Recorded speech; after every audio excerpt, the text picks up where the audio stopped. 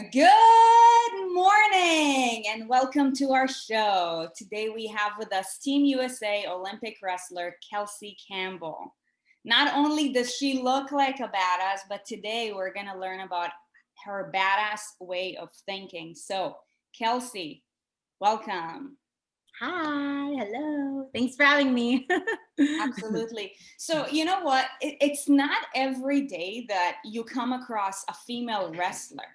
So, my first question for you is what got you into wrestling in the first place?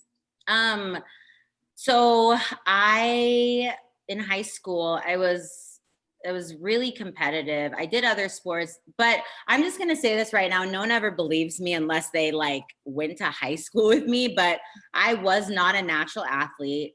I am a natural competitor, but I'm not a natural athlete. I grew up singing and I did dance. I was very good at dance.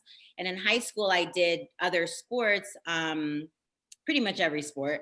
And I knew some guys on the wrestling team and they dared me to join the team. I don't know how the conversation took place. I do recall a couple of the wrestlers on the team that I had this conversation with, and I could have blown it off and chalked it up as just banter, but for whatever reason, I took it seriously and walked on the team my senior year of high school. And really, I was just trying to prove that I could last 2 weeks or whatever the bet was. And then I ended up doing the whole season because why would I stop after 2 weeks? And then it just that's kind of always what it was. Why would I stop now? So yeah, it was completely random and there was no plan to make it a career. I just kept seeing opportunities and taking them. And I was very aware, and I don't know why. I think about this a lot, but I was very aware that I would be putting other things on hold to pursue this, but also I knew that I only had a window to do it, even when I was young and not knowing anything about the sport. I just had this awareness that I might not ever be able to have this opportunity again. Every time an opportunity would come, so I would take it, and it's wild. It's wild to you hearing it, but it's wild to me telling it because I still am so blown away that I did that, that I made a career out of it, So it was random. I didn't grow up with it. I didn't have any family that I know of that did it Olympic level, because a lot of people mistaken Olympic wrestling with pro wrestling. My brother and dad were big fans of pro wrestling. We grew up with that in the house and we watched a lot of that, but very, very different. So yeah, I don't know. It was very random. It was very, very random. So you said, I feel like today, you're gonna just throw at us so many golden nuggets, but so far you've said two really cool things that I want to dive a little bit deeper into because I feel like a lot of people on the line right now can resonate with this. You said that you were born a natural competitor, but not an athlete. From your own set of lens and your life experience, what would you say is the difference between a naturally born athlete and a competitor? Well, and I don't want to offend or take away anyone's ethic, right? People put in a lot of years to achieve the goal of being an Olympian or being an Olympic medalist, which I should add are two very different things. And so I don't have any science or statistics to prove that you're born with anything. I think we just see people and we see they're good at something. I just knew very early on, and part of it was the way I grew up. I always felt a strong need to prove something. And that is not random. There were reasons for that.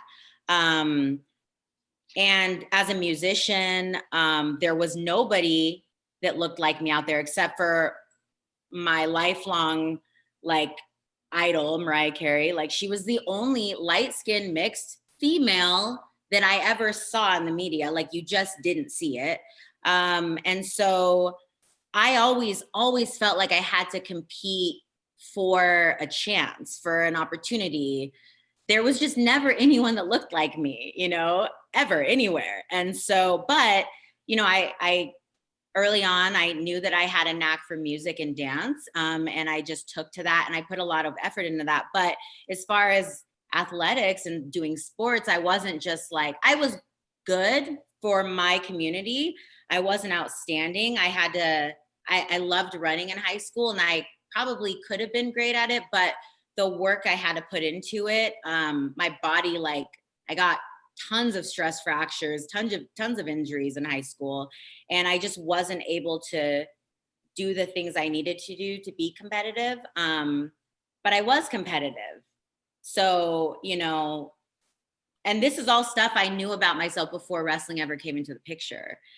So I don't know, like, I don't know if I have a very finite answer, but I can say that I knew very early on that I was always going to have to like fight really hard to prove anything. The world's changed a lot since I was young, but growing up, there really wasn't people that looked like me. And I mean, that may not mean a lot to the listeners, but we all look up to people when we're young. We all look up to someone and we're like, oh, I'm like her or him. And that means I can do this or that. And I didn't have a lot of those examples. Um, and so that was a very roundabout way of answering your question. But I think for me, there was a difference. There definitely was a difference. And you know what, to add more to what you were saying, Kelsey, I actually, knowing our audience, they can probably like relate so much to what you're saying. Like, this resonates with me so much. And if this resonates with you, then please type yes in the chat box. But it sounds as if your competitive nature was brought about because you were different than everybody else around you. And therefore, because of that adversity, you felt as if you always had to prove yourself. So it kind of like fired you up. Yeah. Yeah. Prove yourself, advocate for yourself, vouch for yourself. I'm saying the same thing in different ways. Stand up for yourself. That never went away. Even as an adult, I had to vouch for myself. Even after I made my first Olympic team, I had to vouch for myself. Because just being a woman alone, you have to do those things. Yep. And again, not to take away anything from the male listeners listening, but or anybody, however you identify. But for me, as a female and a mixed female and a light-skinned mixed female, there were just certain battles I always felt like I was fighting early on. And my parents divorced when I was young, and that's common, but you do, especially, I grew up in the 80s and 90s, and there were just things like mental health that we talk about now, and it's trending and it's like a hashtag and they have a month dedicated to it. But growing up, that wasn't true. So there was a lot of things you just kind of had to figure out. Yeah. And these are things that I've researched and I've read about, and I've really tried to widen my understanding of it, not partially for myself, but also because even now there's people growing up in this era that they feel different, and they're not different, but they feel different. So it doesn't matter what you say, they feel different, and they need to identify with somebody that understands that. Not somebody that's trying to give them a solution, but somebody that can relate, right? And so going through those things, you really wonder why. But looking back, I'm like, sometimes I still wonder why, but I'm grateful actually to be that person. I'm grateful to have that diverse aspect about myself, to represent kind of the outlier, right? I'm grateful today, but it took a lifelong of figuring it out to get to that point. Sure. So yeah, I'm sure that we can all resonate with everything that you're saying. And you know what? Something that we always say in our community is that vulnerability is sexy. So I'm actually going to ask a pretty vulnerable question. And if you're not cool with it, then, we'll skip it. But, can you share with us one experience from your life that, where you felt like people actively made you feel as if you're different or not accepted, that, you know, kind of like fueled that fire for you? Um, Man, I don't know if there's like a lot of little things, right? And I'm like racking my brain because there's a lot of little things. I don't know if there was one defining moment. Um, but I think there was a lot of little moments growing up where I knew my features were different and people would say things. And my best friend growing up, she wasn't like me, right? And she loved me, I loved her, whatever. We were best friends, but you know, she would say things and I'd be like, I'd know I was different, right? But I think, you know, and then there were moments as an athlete where I think, especially as an athlete, just having to vouch for myself so much, specifically in the area of gender, um, you literally have, you speak up for yourself and there's no turning back. And there were definitely a few times in my career that were defining moments for me where, you know, I had a major injury before London, and the way I wanted to proceed with it was very different than a lot of medical professionals.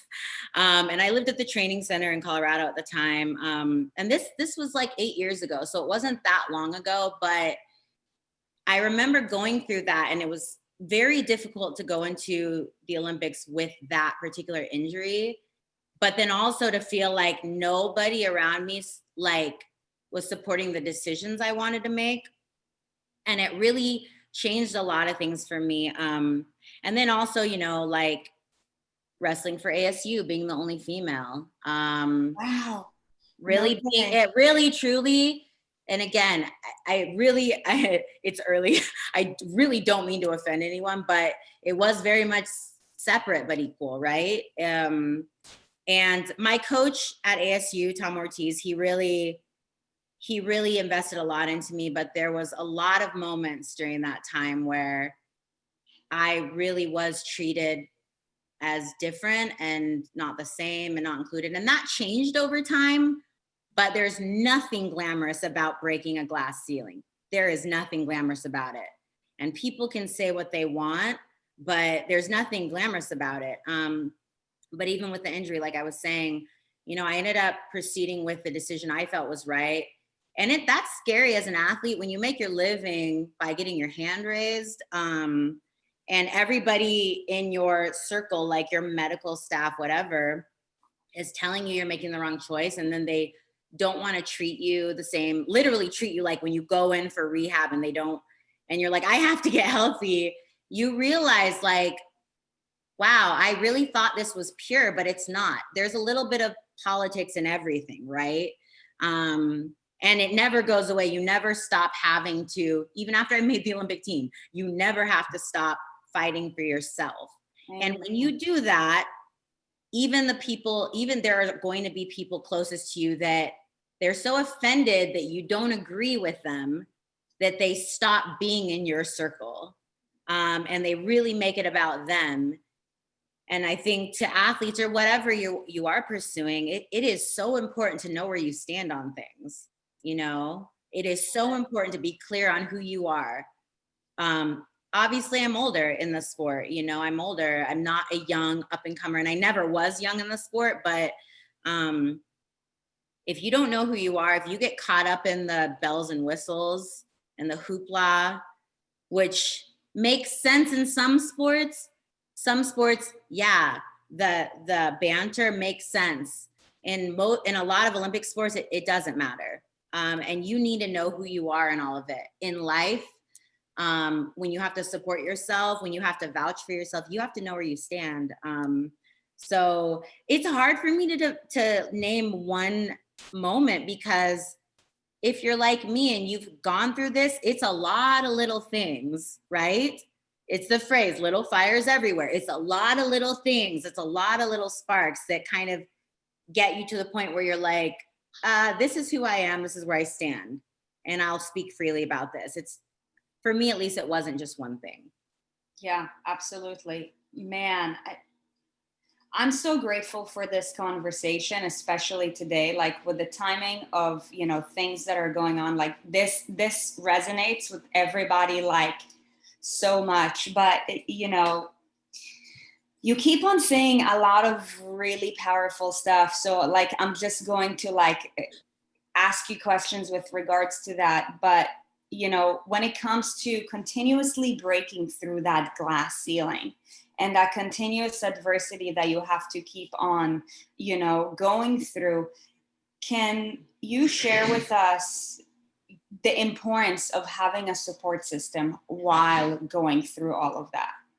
Yeah, totally. And it's funny. I was just talking to my teammate, Catherine Shy. She's on the national team. She's a wrestler, and we were talking about that. And we were competitors early on, and now we're just friends. We're at different weights, and I was telling her about that, like how you do need a support system. And there are some things that you will go through alone emotionally, even though you have a support system. There's just no way for people to, there's just certain things in life that, and this is way outside of athletics. There are just certain things in life that no matter how big your community is, you have to go it alone. Um, but I do think that there needs to be a certain element of, it needs to be organic almost. Like, I think it's important to have a support system, and the times where I had the most success, I did. And it wasn't because I was like, let me go find a support system. Like, it wasn't like, well, this is the ingredients I need. It was literally like, just being a human, I need friends. Just be, for me, like faith. I genuinely need, I needed that in my life. And I struggle a lot with anxiety, and I did my whole career way before it was something that I could even talk about openly. And so so I needed support because I literally could not emotionally handle the daunting task of what I was trying to do without it. And again, it's like sometimes when you're wearing the necklace, you can't see it, but it's on you, right? And so going through it, I wasn't aware. I wasn't always aware of the support I had. And I'm sad to say that, but looking back, I'm like, yeah, like I don't know, making my first Olympic team when I won trials in 2012, when I moved to Colorado Springs, there were a lot of people on the national team that didn't like me. It was, and that was a weird time in the sport of women's wrestling because it was still pretty young. There weren't really a lot of college programs. So a lot of us came from men's teams. We were rough around the edges. We had to fight for everything. And when you fight for everything, you fight everyone. And so I moved to Colorado and just didn't have a lot of friends on the team. And so I made a lot of friends in other sports. And looking back, I'm so grateful because it really was an outlet. It really was like, if I was frustrated at practice or felt like I was failing, I could just leave practice, leave the sport, and go be with other athletes that were like-minded, but it wasn't like in my face again. And then I had people outside of the sport, with the ministry I was a part of, and family, and so, but it was organic. It wasn't something that I was like, let me go fill this role. It was, and I say that because if you're in a situation where you feel like you don't have a support system, I would say instead of trying to find someone to support you in this, just be a human and find friends and get relationships. Don't make it all business. Make it human, and I think that's where you are going to feel the most supported. Amen. Amen. Man, this is so good. Sorry, I know we only have an hour. I'm a talker. No, you guys, don't you love this? Like, drop a heart for Kelsey. We can do this again sometime if we need to, to be continued or whatever. This is totally okay. And I'm also totally okay running over if you are. This is just like gold. But, I want to talk a little bit about, you were talking about going through all these adversities and having to continuously fight for yourself. Now, from your own life experience, can you share with us a little bit the importance our dog is singing to you his favorite Mariah Carey song? Hopefully my dogs don't hear it because they'll start barking. They like respond to doggy barking. My boxer pit just looked up. He was like, "What's that?" They're very aware, anyways. But yeah, sorry, continue. No, it's all good. But from your own life experience, can you share with us how you looking strong, like you look strong, like even when you're, you have like a button up shirt, like how did that positively affect you in life when you were going through all of this Like and are looking still? strong. Yes. I mean, I think it definitely had an effect on me when you come across a certain way. But I think that I don't know if I know how it positively affected me, honestly. I don't know if I have a complete awareness of that. I think that if anything, young people, older people, they look to that and they see strength and they realize, oh, I can emulate that. But looking strong is just looking strong. It doesn't mean you feel strong. It doesn't mean anything is easy.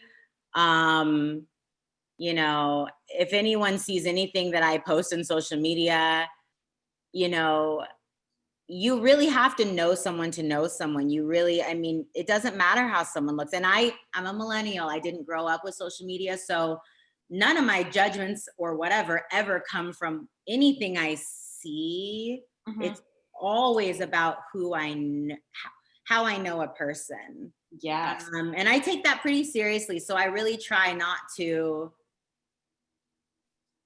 hold too much weight with how I look. So I don't know. I think looking strong is good, I guess, if you want to flex on people. If you want to be intimidating, which I guess can come in handy in life at times. But I don't know if that was ever even something I put a lot of effort into. Sure. I don't know. I don't know. No, I guess no. that would be something you would have to ask my friends. How has that helped her? I don't know. I'm just curious because I know that for myself and from my own journey, like I've worked on developing a body that speaks for itself because I had trauma in my life and I don't want to seem like I'm weak and you can fuck with me. So like it's kind of like my turtle shell, my external turtle shell. But of course you said something that's really interesting, and I agree with you 100%, is that it doesn't matter how somebody looks. It's about how they make you feel, that makes them who they are 100%. So let's talk a little bit about your experience with wrestling. By the way, I do not know much about wrestling at all, so if I butcher the words and the terms, just like call me out. I'm just putting it out there, but from as an outsider who doesn't know much about wrestling, here's why I see that it's different from every other sport. For one, most sports, especially in the US, are team sports. This is like an individualistic sport. And growing up, I used to play tennis, so I can relate with the responsibility that you carry, and like the mental talk that goes inside you. But what's different about wrestling is that you are in a continuously contact sport where you get knocked down all the time. So like I think the mental toughness that's required of a wrestler is just completely different. Yes, all sports require mental toughness. It's like, just keep going. But like, what happens when you're at the rink and you're like, keep going, but like literally physically and mentally, like you are being thrown to the ground. Like, for one, like, do you have some kind of like mindset routine that like you train yourself through when that happens? So at different points in my career, yeah, definitely, and it does change over time. And every athlete is different. So I'm not speaking for every wrestler. I'm just speaking for myself, because I do think that I am kind of a unique case even within my sport. But um, yeah, you definitely have to develop resilience if you don't have it already. And there are those token athletes that have like undefeated careers forever and ever and ever, like, and I was never that athlete. So I constantly had to work on my resilience, right? And early in my career, I knew very early, like when I first made national team, I knew, because I wasn't and I share this a lot, when I made the 2012 team, I had never been number one at that weight, and I'd never beaten the number one girl at that weight. So even making national team, you have to constantly keep finding ways to convince yourself that it's worth it. And so I remember talking to my national team coach, because I did struggle with insecurities. And I was a workhorse. I always was. That's just how I was, a preparation athlete. I wasn't like, oh, when the lights turn on, I'll show up. For me, it had to be like the little day-to-day things. And he connected with me with like a sports psychologist. Some people call them like a mental coach, call it whatever. And he really worked with me on just positive affirmations. And I'm not like introducing anything new. It's stuff that we all know, but back then especially, it wasn't as openly discussed, right? So learning about positive affirmations, and even learning about like what we would call meditating and visualizing, those were things I really learned to do early on. With music, I learned to visualize early on in life, which is so interesting because no one ever taught me that technique. It was just something I did. And then early in my wrestling career, learning how to meditate. And I feel weird calling it that, because that's not what it was to me. It was really like closing my eyes and just being still and focusing on the task at hand. And then the affirmations, and he really taught me a lot about that early on. And so when I would get in these situations, I remember whether I got my hand raised, I remember getting my hand raised many times leading up to that Olympics, and not over celebrating, because I knew that that wasn't the goal, and just not getting too emotionally invested, like being happy with the wins. And then when I would lose, I would get upset. Obviously, it was organic. It sucks to lose, but then just having to, like, whether you win or lose, don't put too much into it. Just stay the course.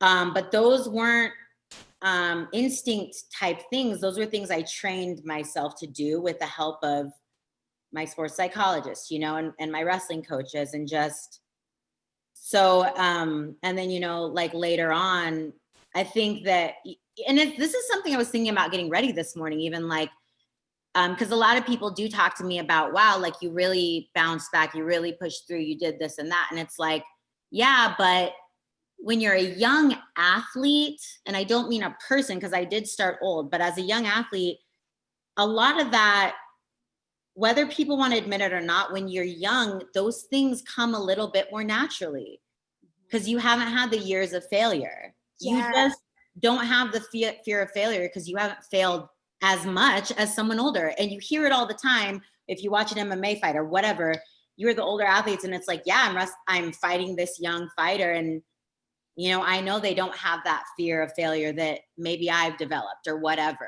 because they just haven't failed that as much. Like they're just not, they haven't been around long enough. So yeah, I had the drive and determination and the grit. Like when I lost, like, I'm going to come back stronger.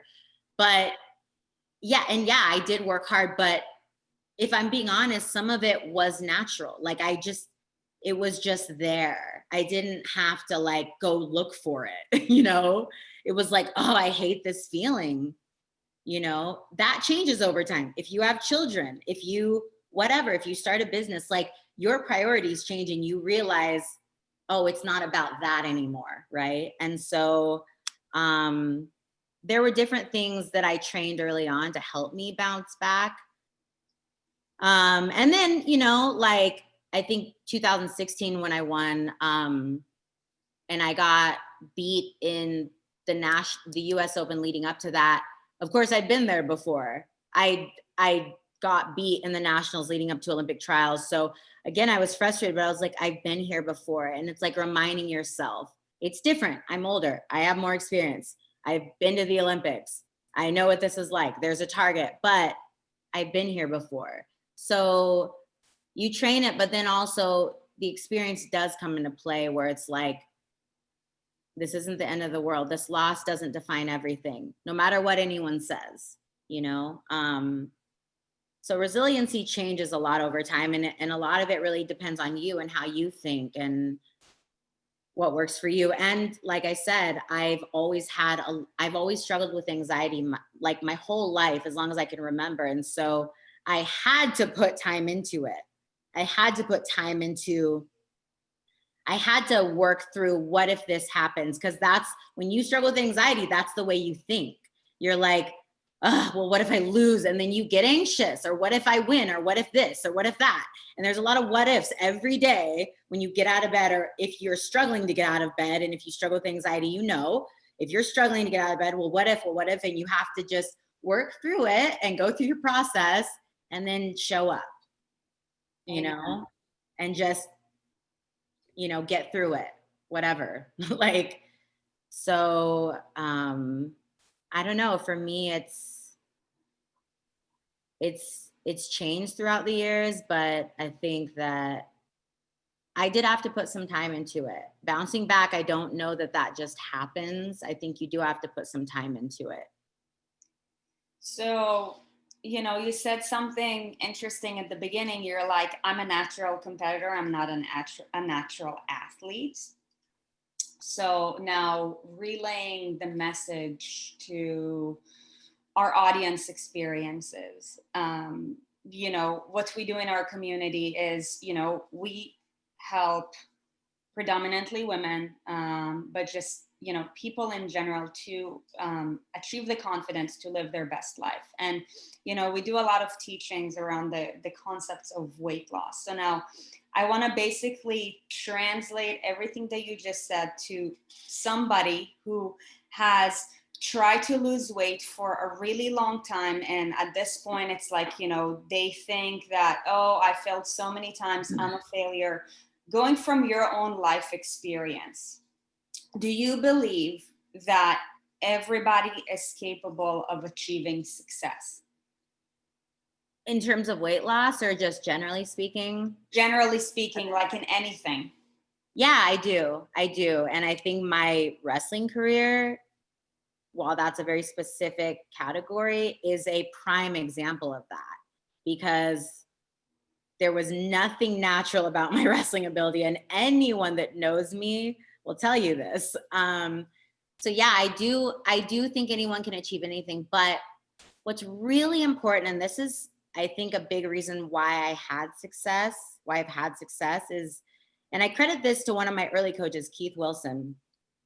I always knew for myself that I learned differently, even growing up in high school. Like I wasn't like a fast learner, and I always forced myself to do well in school because I did sports, and you have to have a certain GPA. Like, so it wasn't like, oh, she's just good all around. No, like I literally, I wasn't a natural academic. I wasn't a natural athlete. But, and I knew I didn't learn things super fast in a lot of areas.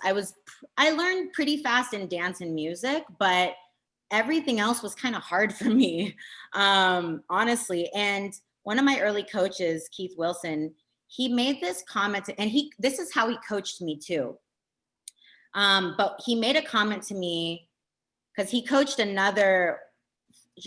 lot of great female athletes. And one of the girls he coached, Clarissa Chen, she's an Olympic bronze medalist and a world champion. And now she's a coach for the national team.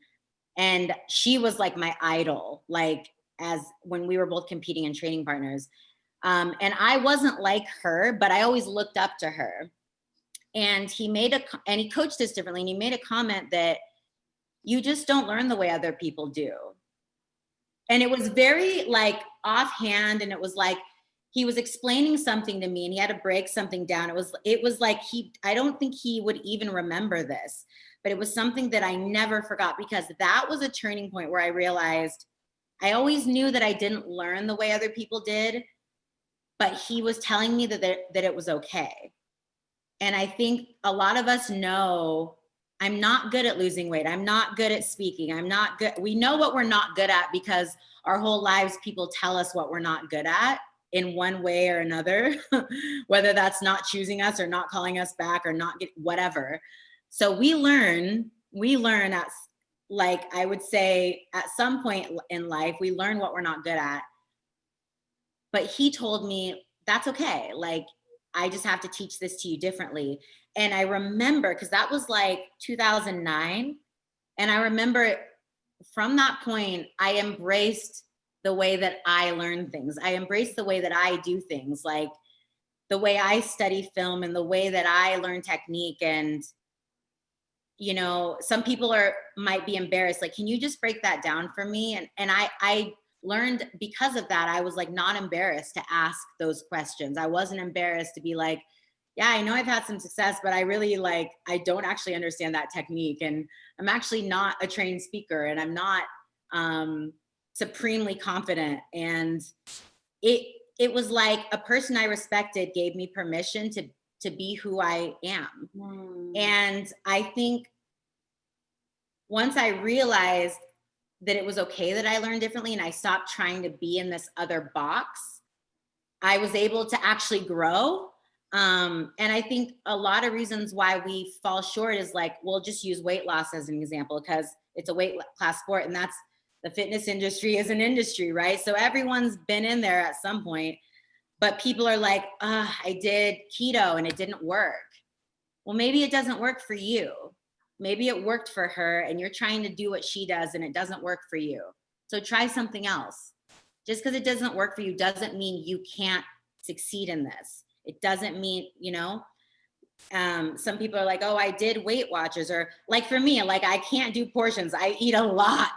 I am a big eater. I just can't, like, I've never been a portion person.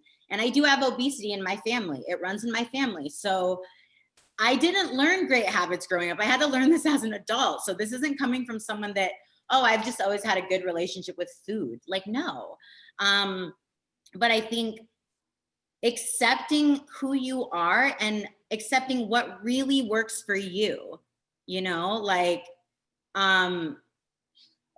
trying different things, not swearing by it. Some people swear by this or that. And it's like, well, any dietitian will tell you that, you know, keto or whatever, grain-free, any dietitian, and I've spoken to a lot, they will tell you, you know, there is a purpose for this specific lifestyle or diet, whatever you want to call it, but that doesn't necessarily mean it's right for you. And so I think whether you're talking about food or you're talking about the way that you speak in front of people or the way you teach or the way you absorb information, you have to get comfortable with how you do that and stop trying to, like, yes, like imitate strengths in other people, but you've got to figure out what works for you. You've got to figure out your it factor. You have got to figure out, when I was the most successful, what was it that worked for me? And we are just in an era of replicating, and that's okay because it's a compliment. But if you're just trying to be like other people, you're only going to be like a second-rate version of other people. And so I think, again, sorry, long-winded, but no, this is amazing. You're just throwing it. Answer your question. And I'm passionate about this because these are the types of things I've had to fight for and vouch for myself. It would shock you guys. People are like, well, just do this. I mean, it's working for everyone else. I cannot tell you how many times people have told me that. And I'm like, but I'm not everyone else. And that's not me being a diva. That's me knowing myself. Amen. You know? And I think the most successful people have tapped into what works for them. And again, be a human. Build your community by being a human, not trying to be better than everyone. Build real relationships and figure out what works for you. And then, sorry, she was Erin's dancing. And then with excitement about all of this. And then roll with that, you know. Anyone can do everything. So even, as I'm saying this and people are listening, I'm like, yes, like hear what I'm saying, but hear what you're saying. Hear what is your gut telling you? Stop being polite. Like that doesn't mean be an a-hole and treat people like crap because I'm woman, hear me roar. And I don't, there's this phrase, I posted this recently, this like speak your truth. And it's very popular. And I'm not saying it's not true, but I think it is. I feel like it's a bit of a cop out because I think sometimes we can be unapologetic, but realize like, yeah, speak your truth, but understand that like, there are things that work, right? And it's not about your truth as the truth. That's not what I'm saying. So I'm not discounting that way of thinking, but I'm saying what works for me doesn't work for everyone, and what works for everyone doesn't work for me. And for me, that's what's real. I'm not saying this is real for everyone. I'm not saying that if 7 doctors tell you need surgery to be like, well, Kelsey said, no. That's not what I'm saying. I'm saying sometimes you have to figure out what is right for you, and it's a fine line always. Don't get complacent. Don't be like, well, I figured myself out. Because like I said earlier, it changes. You get older, your priorities change. Like my priorities have changed. I rescue animals and I don't eat meat. And, when I was younger, I liked steak and I wanted to like breed puppies. My priorities have changed. I think differently now. And that's my truth, right? That's not everyone's truth.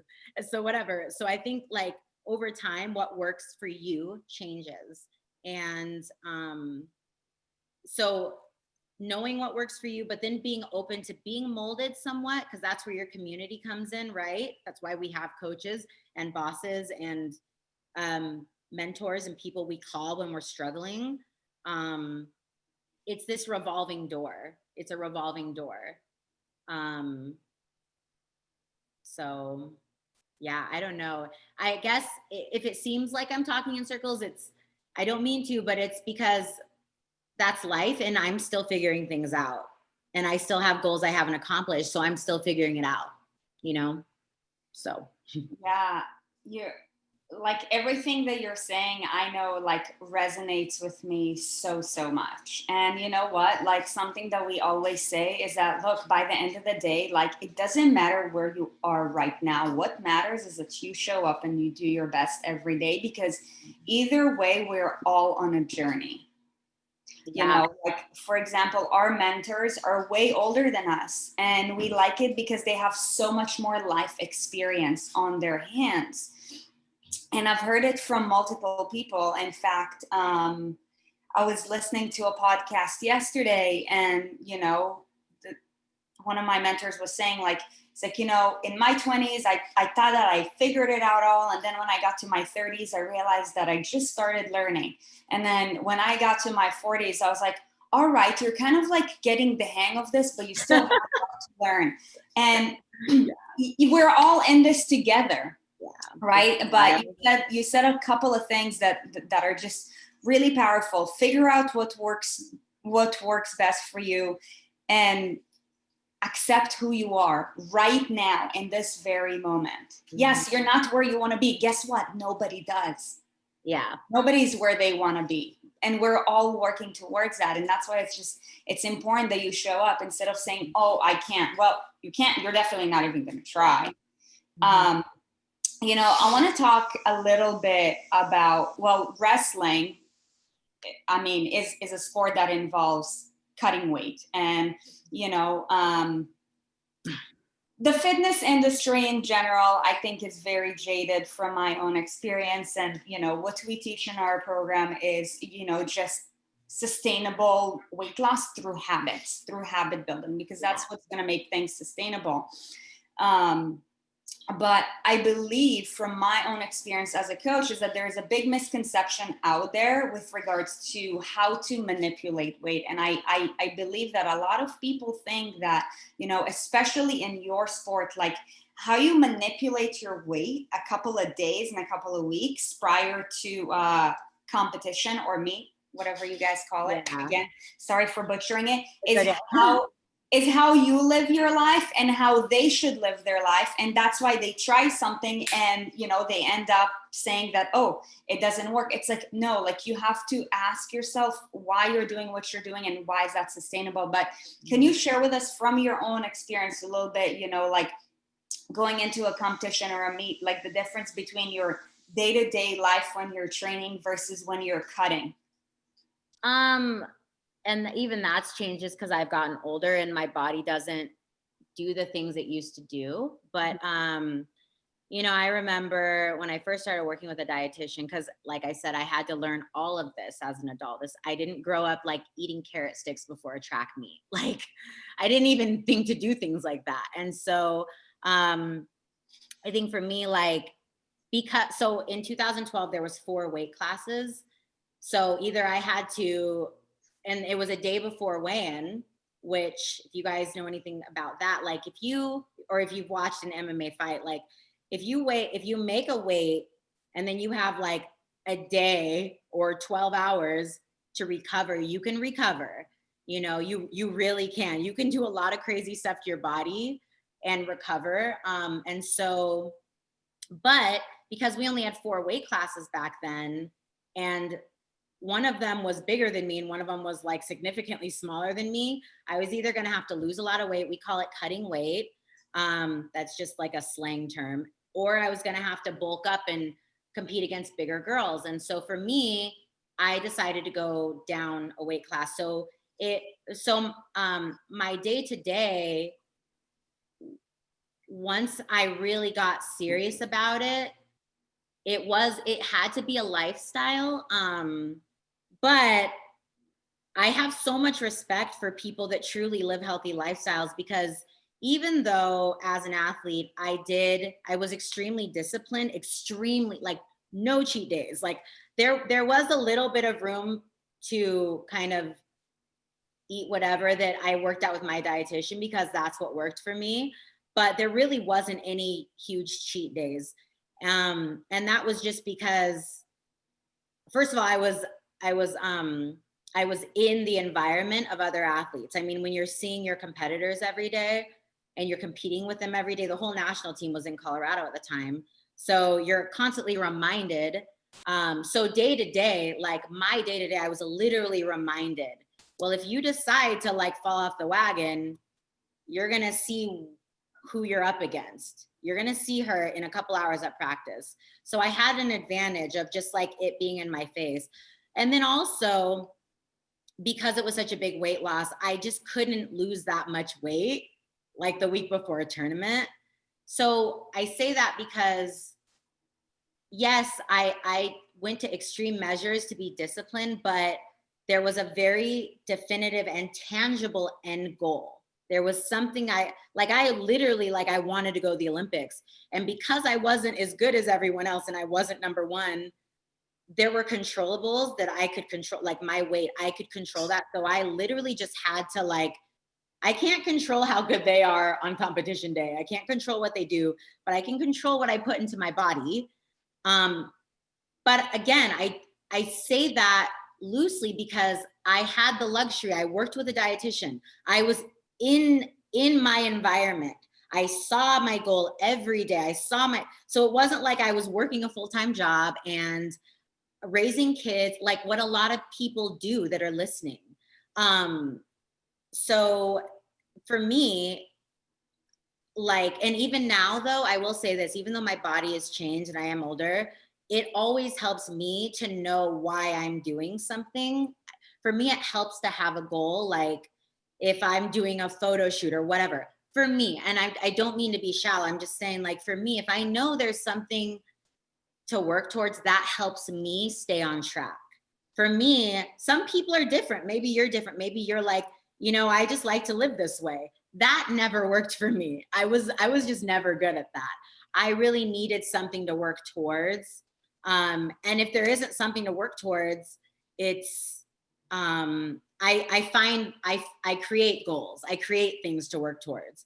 But specifically, what you were asking, like at that time, my day to day, I couldn't veer off too much because it was such a big, it was such a big weight deficit that I didn't have the luxury. Even with the 12 days of recovery, I couldn't just lose 25 pounds the week of and still compete well. I just couldn't do that. Some athletes can. Men can do that. A lot of men can do that. Women, we can't really do that. That's a lot of weight, you know? So, so the day to day, you know, she gave me a meal plan. I followed it. Wednesdays and Sundays, there were like certain things I was allowed to have. And those were like that was my 20%, right? I was 80% compliant. That was my 20%. There wasn't a huge portion that I had to stick to because that didn't work for me. So we didn't build a meal plan based on that. And we just figured out what worked for me, right?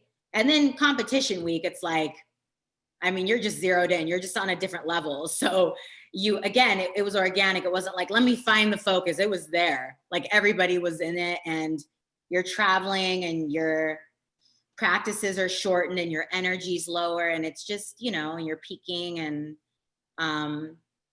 I say all that to say there were girls and women in my sport that had disorders. Like I saw it happen throughout my career. I had bad weight cuts. There were terrible weight cuts, terrible.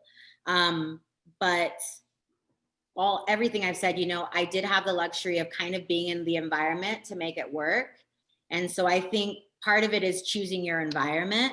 If you work a lot and you're gone all day, maybe you need to meal prep. Maybe you should not rely on eating out every day. You know, like maybe meal prep, yeah, you have to put aside time. But if you want to create an environment where you can be successful, maybe some people are like, well, I like to drink wine, but it's really hard to lose weight if you drink alcohol. It just is, especially as you get older. So it's like, you know, maybe you need to stick to certain types of drinks, and maybe you just literally can only go out once a week. Like creating the environment that like allows you to be successful. And that's what worked for me when I was successful in my sport, and even like outside of my sport when I'm trying to do these certain things with no weigh-ins coming in anytime soon because times are weird. And there's not big tournaments coming up. The Olympics were delayed, you know? So it's like, how do I create an environment where I can still stay the course? What does that look like for me? What does that look like for you? If you have a crazy schedule, if you work crazy hours, and right now, if your kids are at home and you're working crazy hours, or you don't have hazard pay, or whatever it is, what can you do? What is one thing you can do? Because my situation was a pretty perfect situation, but it's not like that for most people. So what is like one thing you can do to make this part of your life a little bit easier on yourself, you know? Do you mind that we're running over just a little bit? I don't. I'm the reason we're running over. I won't shut up. Sorry. Okay. No. This is great. So you know, you said I was in a pretty perfect situation. So I want to just add a little bit into that and dive a little deeper. But do you think that you were in a pretty perfect situation because for you it was such a high priority? So you're like, I'm just gonna go out of my way to do whatever it takes to insert myself in that environment, because again, like going back to focusing on what is within your control, you're like, okay, well, I can't control, you know, how the other girls are competing, whatever they're doing, but I want to make sure, because this is a super high priority for me. And again, like always having the goal in sight, going out of your way to make sure that your environment, you know, is completely channeled in with the end goal. Yeah, it was, you know, when I moved to Colorado, and just so you guys know, like I didn't live there forever. I left after like 4.5 years. And then I kept competing and training outside of that perfect environment. So I've had jobs most of my career. So on some level I get it, especially when I left the training center. But yes, like when I moved to Colorado, I put everything on hold for this. And I am grateful. And that was an opportunity that I had that was very unique that not a lot of people have. So, you know, when I do give advice on this particular topic, I really try to like communicate that. Like I do understand, I do, because I know what it's like to be out there, you know, like I do. and we can do that a different day. That's a different conversation. But I did put a lot of things on hold to pursue this, and I made it my number one priority, and it was very hard. So when you make something your number one priority and that is your goal, of course you're going to make sacrifices for it. Of course you're going to do things to make that happen. And that's where I shared earlier, where it's like, yeah, you bounce back, but it comes a little bit natural when you've already made it a priority. It's like, well, this already falls in line with what I'm trying to do. You know, when I left Colorado and I lived in Arizona and started training here, I realized, and I started working because I needed to earn money, and I had to pay rent and stuff like that. I realized like, oh, I'm still not very good at this whole nutrition thing. I still need someone to help me. So I asked around and I searched around. I found someone that worked with me, and my body had changed. I wasn't able to do the things I did for 2012. And so we did a different type of meal plan approach. It was different. And it worked for me those next 4 years. And I was working a lot. I worked at Starbucks. I woke up at 3:30 a.m. because that was the only job I could get and train full time. And I needed to earn the money. So, like my environment was different, but I still had to figure out a way to make it work, even though it wasn't perfect anymore. And so yeah, like I think that's where it always circles back to, well, what are you trying to accomplish, right? Maybe goal isn't a good word for you. Maybe you have to maybe you have to look at it like, well, what am I trying to accomplish here? Mm-hmm. What result am I trying to achieve? What do I want out of life? What is my 5-year plan? Whatever you want to call it, like figure that out. And then your decisions will kind of be based off of that. If someone just wants to wrestle as a hobby and they don't care if they make the Olympic team, then it doesn't matter. Eat whatever you want. Go whatever weight you're at. Right? Like, so I think it all kind of depends on what you're trying to achieve. Absolutely. What is it that you want? And also, most importantly, why is that important? Because otherwise you won't make it a priority.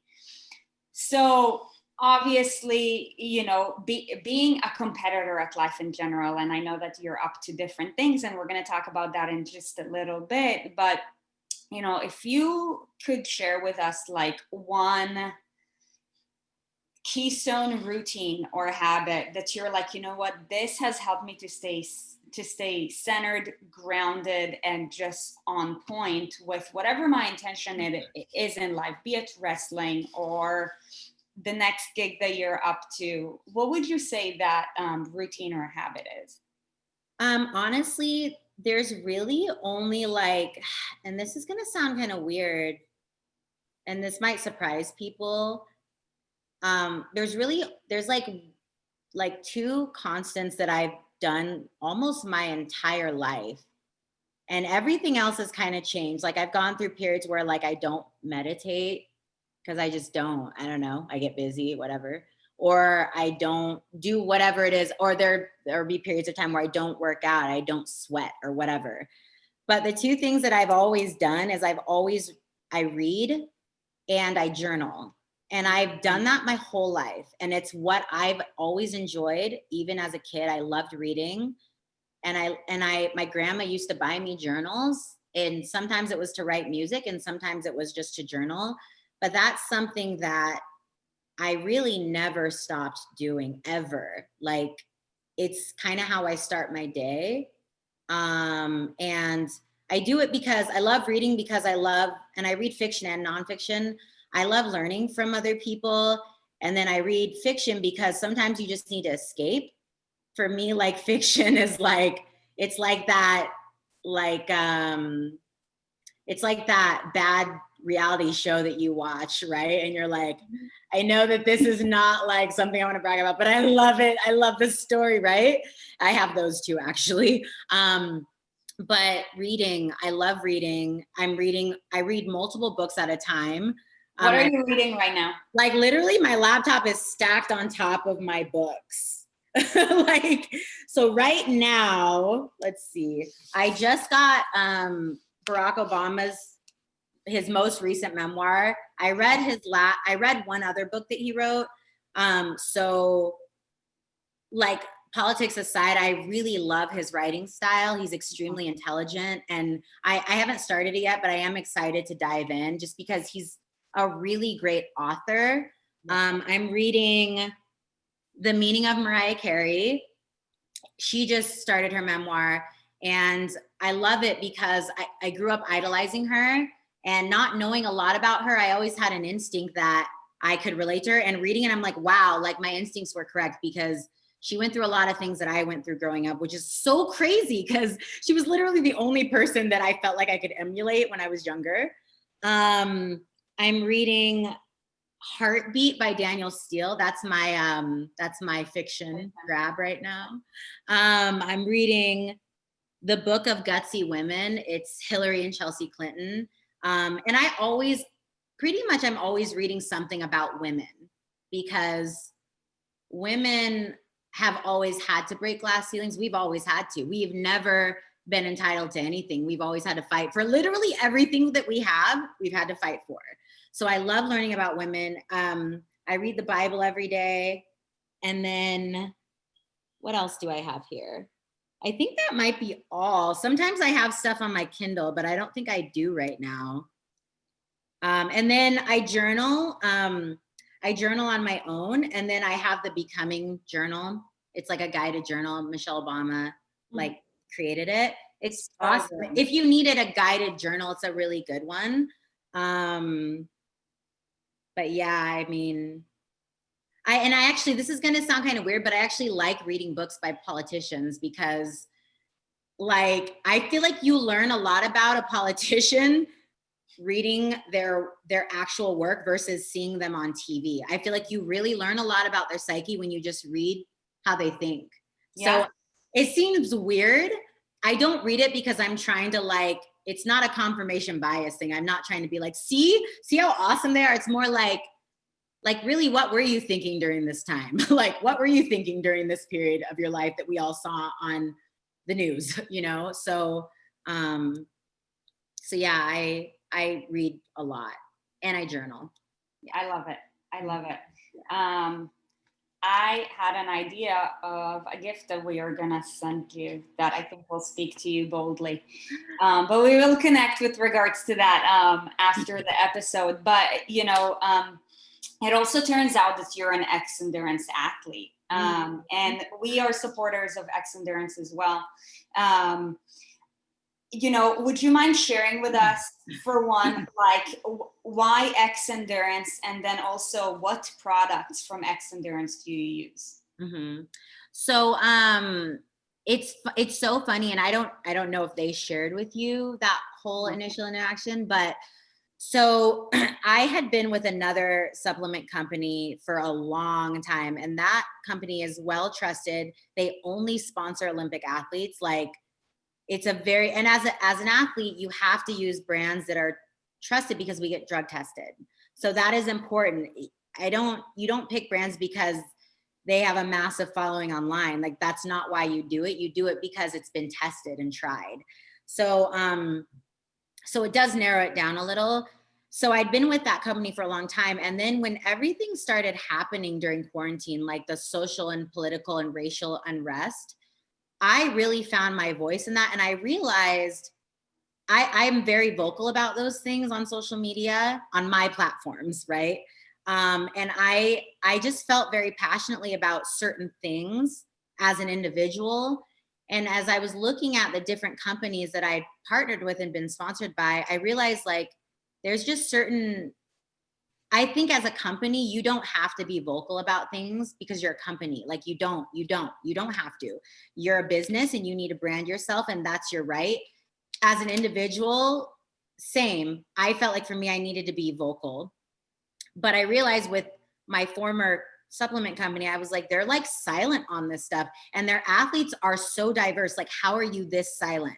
When literally all of your athletes are like, look at us, you know what I mean? So that didn't make sense to me. And I'd voiced it to my liaison a few times. And I said, I just don't understand. Their silence is deafening. Like, I just had a problem with it. I'm like, I just feel like I've been with you guys for almost 10 years. Like, why aren't you saying anything about this stuff? Like, you're literally profiting off of your athletic team, but you're not speaking up on these issues. You don't have to, but I have a problem with this.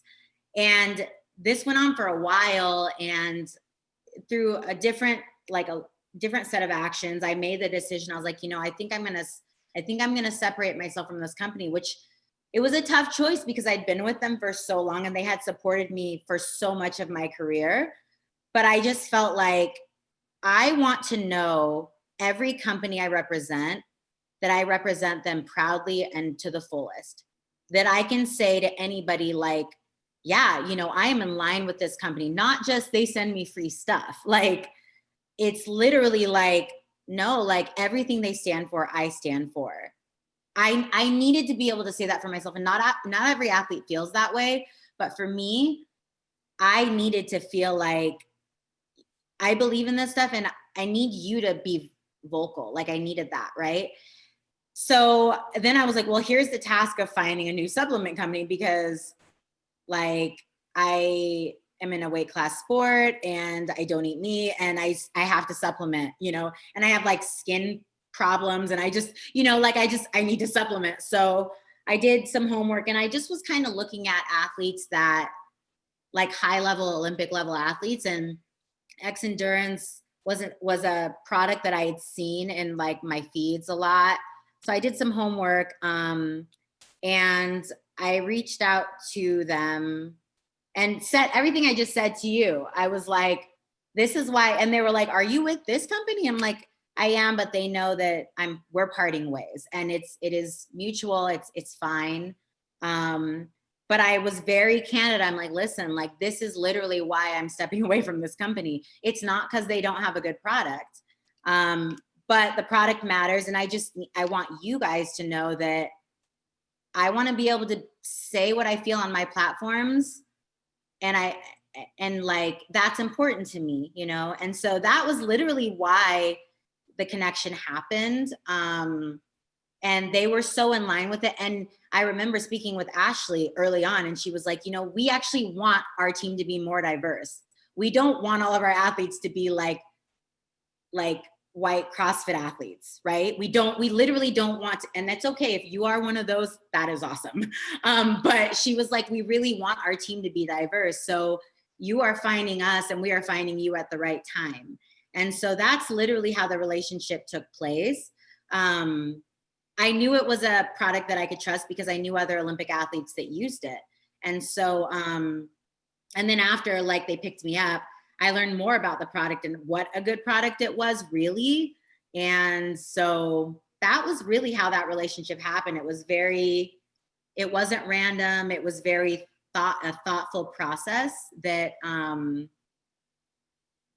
don't know, like this year and this experience, everything going on, it really did impact me differently than other people. But even, like, what do I want to represent? Like, what brands do I want to brand? And so athletes are always, we got to get paid, we got to be healthy, but it's like I said before, and I'll say it again, like, you have to know where you stand on things. Amen. So, yeah.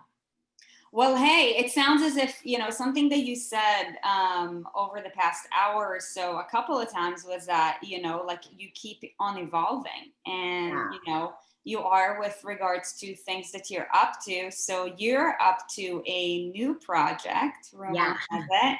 Can you share with us what you're up to? Yeah, so I'm recording an EP. It's an extended playlist, which is kind of like, as a musician, it's kind of like it's like introducing yourself to the music world, so to speak. It's like a short compilation of songs I've written.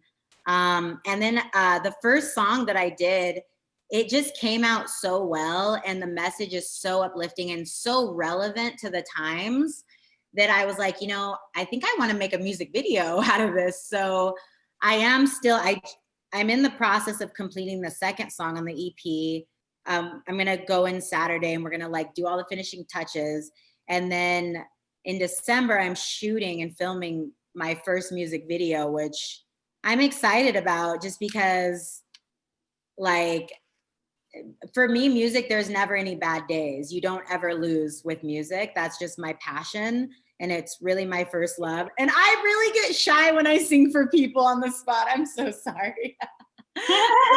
I know, that's so weird. I just get a little gun shy. I think it's the introvert in me. I do well with big crowds, but not like intimate settings when it comes to performing. But yeah, we're gonna be shooting it and I'm really excited. And I don't totally know what I'm doing because, again, I put music on hold really essentially for my entire wrestling career. So, and the industry has changed a lot since 2003. But I'm just trying to stay true to myself and just like make music and put it out there because I feel like that's literally like, that's kind of how it works. So yeah, I'm really excited. It's a strange process. And you, even in the music industry, you have to really speak up for what you want. But it's so fun to be like bringing that to life. I've literally waited my whole life to do this, so I'm excited about it.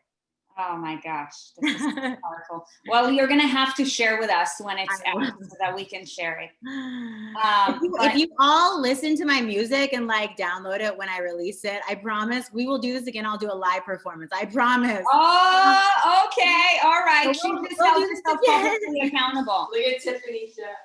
Yeah, that's the second song. I love it. Mm-hmm. Wait, there's a couple people wanting to know what.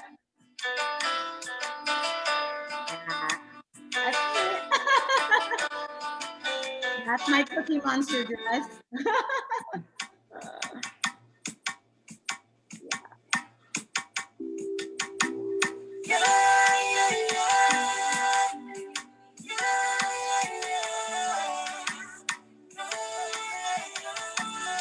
Where can they listen to all of your stuff, Kelsey? So obviously the EP is not released. I have stuff that I did on my own on SoundCloud. I have links on my Instagram and on my website, like my link tree has links to my SoundCloud. I have stuff on YouTube. I do have a YouTube channel. It's really messy. And it's kind of hard to find my music just because it's so saturated with like wrestling stuff. Like if you were to Google me, it'd be like a lot of wrestling stuff, but I have tons of stuff online. It's just not, a lot of it's just stuff I did with GarageBand and like literally on my laptop in my kitchen. And then like a few live performances, but it's pretty easy to find anything if you Google it. So, and then I have little clips on my Instagram like that, yeah. And then before we close this, a couple of people were wondering what is your favorite X Endurance product? And if you don't eat any meat, which X Endurance product do you benefit from most? I mean, definitely the like protein powder. It's like a big thing, and it's I use the protein powder is what I use the most consistently. I use Focus, and then they have like this grape flavored hydration mix that's awesome. And I have a really high sweat rate, so I tend to cramp really easy. So that's like important for me. And then just the Focus, it's just, I think it's anything you can do to like complement like your focus and your brain health. I do that. And then they have like a CBD supplement, which not everybody takes CBD, but it has MCT in it, which I take in the morning. But I do take that sometimes. It works really well though. So if I have to get up early, I don't take it because it like knocks you out. But yeah, the protein and then Focus and then the Hydra sticks. Those are the ones I use the most consistently, specifically because I do have to supplement protein a lot. And then just keeping my hydration up because yeah, and I live in Arizona and it's just dry here. So yeah. Sure. Yeah. I love it. Yeah. So, I mean, you've been awesome. And I've seen it in the chat box that like everybody's saying that this has been their favorite interview yet. I love speaking with you so much. And thank you so much for your time this morning. But if anybody wants to learn about you more, where can they find you? I mean, you'll learn a lot about and you'll see like social media. I'm very candid. I'm very candid. Instagram, all my handles are pretty consistently World Changer. I am probably going to change it soon. But like Instagram, World Changer _USA, Twitter, World Changer 55. And then my Facebook page, it's my Facebook page. I post on it a little, but mostly it's just posts that come from other platforms, and it's just Kelsey Campbell. But yeah, like I try to be present in ways that feel authentic to me. But yeah, you definitely will get to know my personality quite a bit if you see me on any of those platforms. But now that we've chatted a little, hopefully you'll know like who I am as a person. And like I said, not totally gauge me off of those highlight reels, but yeah, I'm pretty easy to find online. Awesome. Yeah. Well, hey, it's been an absolute honor and a pleasure. And thank you so much for your time. And for those of you guys listening, it sounds like you absolutely loved it. And it's our honor and pleasure. You guys are awesome.